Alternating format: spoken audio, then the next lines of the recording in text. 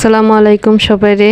আশা করি বেহি ভালো আছুন, আমবো ভালো আছি। আজকে আপনাদের লগে একটা রেসিপি শেয়ার করতাম আয় হচ্ছি। আর রেসিপিটা হইলো আমরা ময়মনসিংহের মানুষের সবচেয়ে পছন্দের একটা কারণ লতা দেয়া চেফা সালুন। যেহেতু এটা একটা আঞ্চলিক কারণ, এর লেগে আমার কথাগুলো আঞ্চলিক ভাষায় কওয়ার চেষ্টা করতেছি। আর এর লেগে সহাল সহাল উঠতে লতা বাছা শুরু করিয়া দিছি। লতা তো আর এলহা বাসন যায় না, এর লেগে বাবি আর আমার বাগনিটারও লগে লুয়ে লইছি। হেরাও লগে লগে বাচ্চা দিতেছে। বাচ্চা হেরে দিই লতা দুই একটু নিয়ে গেছে।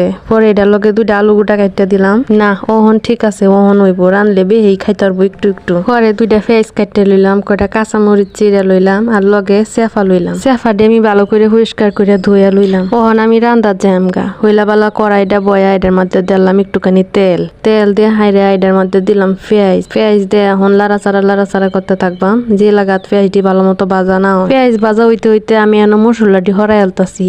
এনো দিলাম আমি মরিচের গুঁড়া, হলদির গুঁড়া, ধনিয়ার গুঁড়া, আর একটু স্বাদের লেগে দিলাম পাঁচফোড়ন, আর দিলাম পরিমাণ মতো রসুন ছাড়া কিন্তু চেফা রানলে একটু স্বাদ হইতো না, এটা মনে রাখুন। যে পরে লবণ দেয়া একটু পানি দেয়া তৈ দিলাম মশলাটা। এই যে দেখুন আন্নার লগে কথা কইতে কইতে আমার পেঁয়াজ ফুটে গেছে।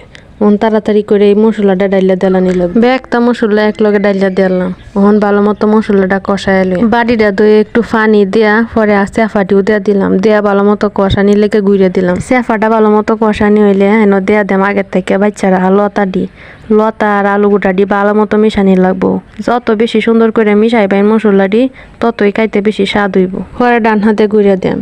এমনি বারবার কষাই লইম ভালো করে। একটা কথা মনে রাখুন, যে তরকারি যত বেশি কষাইবেন ততই বেশি খাইতে মজা হইব। এর লেগে আমিও ভালো করে কষাই লই তরকারি। দেখুন আমার লতা দিয়ে অনেক ভালো করে কষানো হয়েছি। অক্ষরে লতা দিয়ে মিলাইয়া গেছে। ওহন আমি একটু সামান্য পানি দিয়ে দেম, বেশি পানি দিতাম না।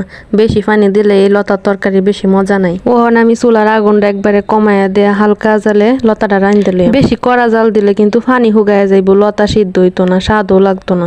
এর লেগে চুলার আগুনটা একদম কমাইয়া দিবেন। আমি যে নিয়মটি কইছি এইবার একদিন রাইন্দা খাই দেখুন যে কি যে মজা লাগে লতা। যারা জীবনেও লতা না খায় হেরাও খাইবো এবার রাইন্দা দিলে। এই যে দেখুন আমার লতা রান্দা শেষ। কি সুন্দর হইছে দেখতে। দেখতে তো খুব সুন্দরই লাগতেছে। এখন খায়া দেহনের ফালা যায়, খাইলে কিরম লাগে। গরম গরম একতালি ভাত লইয়া বইয়া হচ্ছি লতা দেখানোর লেগিয়া। ওহ সেই মজা। একটু মুহ দিতে একবার অমৃত। কি যে মজা হইছে।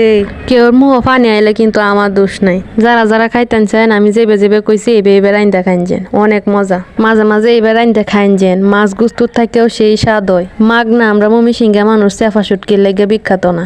একবার চেফা শুটকি খায়া দেখুন যে এটার প্রেমে পড়ে যাইবেন। আমার দুইজন ভাবি আছে, একজন গোপালগঞ্জের আর একজন বরিশালের।